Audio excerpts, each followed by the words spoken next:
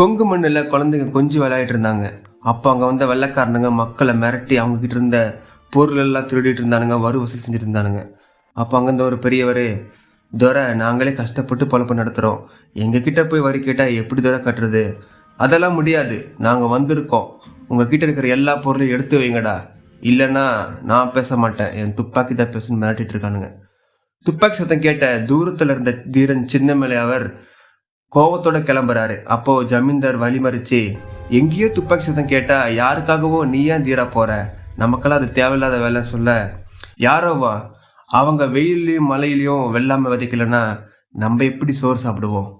இந்த மண்ணில் பிறந்த எல்லாருமே ஒண்ணுதான், அது அந்த வெள்ளைக்காரங்களுக்கு விளங்காது, கருணையே இல்லாத வெள்ளைக்காரங்களுக்கு என் கத்தி தான் பதில் சொல்லும் அப்படின்னு கோவத்தோட கிளம்புறாரு தீரன் சின்னமலை.